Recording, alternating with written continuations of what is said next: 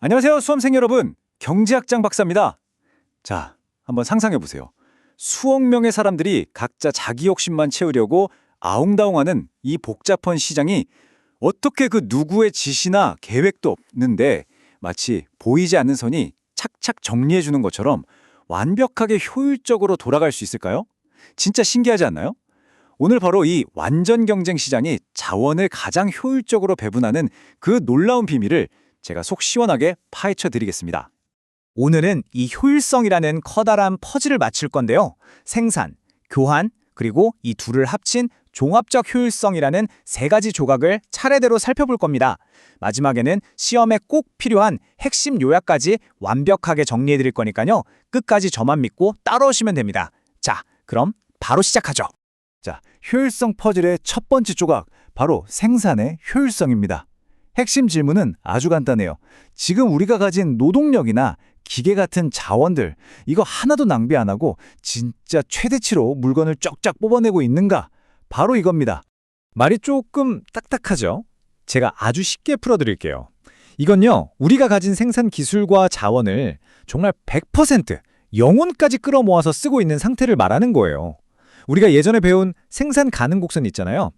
그 곡선 안쪽에서 어영부영 노는 게 아니라 바로 그 경계선 위에 딱 서 있는 거죠. 빵을 하나 더 만들고 싶으면 어쩔 수 없이 눈물을 머금고 옷 생산을 하나 줄여야만 하는 그런 아주 빡빡하고 알뜰한 상태를 의미합니다. 생산 효율성의 핵심 조건, 바로 이 수식입니다. MRTS LKX는 MRTS LKY와 같다. 딱 보면 외계어 같아서 머리 아프시죠? 근데 이거 진짜 별거 아니에요. MRTS, 즉 한계 기술 대체율이라는 건요, 쉽게 말해서 생산자의 기술적인 교환 비율이에요. 예를 들어 제가 빵 공장 사장인데 오븐 한 대를 빼는 대신에 제빵사를 몇 명 더 투입해야 지금 생산량이 그대로 유지될까 하고 고민할 때의 그 비율이죠. 이 식이 의미하는 건 뭐냐? 빵 공장의 기술 교환 비율하고 옷 공장의 기술 교환 비율이 정확히 똑같아져야 한다는 뜻입니다. 아니, 그러면 누가 시키지도 않았는데 시장이 어떻게 이걸 똑같이 맞출까요? 자, 이 논리의 흐름에 한번 보세요. 정말 아름답습니다. X제 만드는 빵공장 사장님이나 Y제 만드는 옷공장 사장님이나 어차피 똑같은 시장에서 사람 뽑고 기계를 빌리잖아요. 그쵸? 그러니까 둘 다 똑같은 임금, W와 이자, R을 마주하게 됩니다. 즉 시장이 정해준 교환 비율인 W분의 R은 모두에게 동일하게 주어지는 신호등 같은 거예요.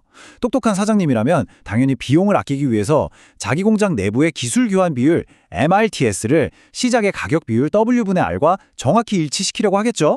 결국 어떻게 되느냐? 빵공장 사장님도 옷공장 사장님도 각자의 MRTS를 저 동일한 W분의 R에 맞추다 보니까 둘의 MRTS가 저절로 같아지게 되는 겁니다.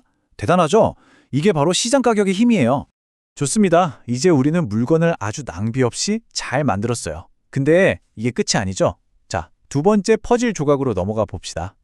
그렇게 기가 막히게 잘 만들어진 물건들이 과연 그걸 가장 원하는 사람들에게 제대로 착착 분배가 되었는가? 이게 바로 교환의 효율성 문제입니다. 이것도 쉬운 예를 들어볼게요. A라는 친구는 빵은 산더미처럼 있는데 옷이 한 벌도 없고, B라는 친구는 옷장에 옷은 가득한데 빵이 없어서 굶고 있어요. 그럼 둘이 만나서 빵이랑 옷을 바꾸면 둘 다 훨씬 행복해지겠죠? 교환의 효율성이란 바로 이렇게 서로에게 이득이 되는 윈윈 교환이 더 이상은 존재하지 않는 꽉 찬 상태를 말하는 겁니다. 여기서 누군가를 더 행복하게 해주려면 방법은 하나뿐이에요. 반드시 다른 누군가의 것을 뺏어 와야만 하는 거죠. 그리고 바로 이 상태를 나타내는 조건이 이 수식입니다. MRS, 한계 대체율이라는 건데요. 이건 소비자의 아주 주관적인 교환 비율을 의미해요. 내가 지금 느끼는 만족감을 그대로 유지하면서 빵 한 개를 더 먹기 위해서 옷을 최대 몇 개까지 포기할 마음이 있는가 하는 나만의 가치 판단인 거죠. 이 식이 의미하는 건요, A라는 사람의 마음속 교환 비율과 B라는 사람의 마음속 교환 비율이 정확히 같아져야 한다는 겁니다.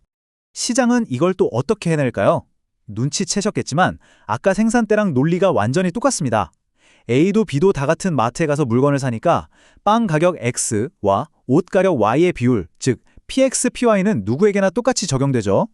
합리적인 소비자라면 자기 마음속의 주관적 가치 MLS가 시장의 객관적 가격 비율 PX, PY와 같아지는 지점까지 소비를 할 거예요.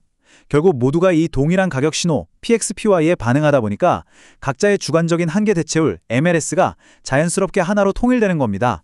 진짜 신기하죠? 자, 이제 대망의 마지막 퍼즐 조각입니다. 가장 중요해요. 생산도 효율적이고 교환도 효율적이에요. 근데 만약에요, 우리가 애초에 사람들이 전혀 원하지도 않는 물건들만 잔뜩 만들었다면 어떨까요? 사회는 빵을 더 원하는데 옷만 죽어라 만들었다면 아무 소용이 없잖아요. 그죠? 바로 생산의 세계와 소비의 세계를 완벽하게 연결하는 마지막 단계, 종합적 효율성을 확인할 차례입니다.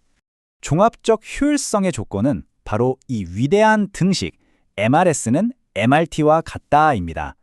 좌변의 MRS는 뭐였죠? 소비자들이 이걸 얼마나 원하느냐 하는 주관적인 욕구를 나타냈죠. 우변에 새로 등장한 MRT, 즉 한계 대만율은요, 사회 전체의 객관적인 생산 능력을 뜻합니다. 쉽게 말해서 빵 X제 하나를 더 만들기 위해서 우리 사회 전체가 포기해야만 하는 옷 Y제의 양, 즉 생산의 기회비용 MCX분의 MCY를 말하는 거예요. 결국 이 등식은 소비자들이 원하는 가치와 사회가 그걸 만들기 위해 치러야 하는 비용이 정확히 일치해야 한다는 정말 어마어마하게 중요한 의미를 담고 있습니다. 자, 여러분, 바로 이 슬라이드가 오늘 내용의 하이라이트입니다. 아하! 하고 무릎을 탁 치게 되는 순간이에요. 한번 보세요.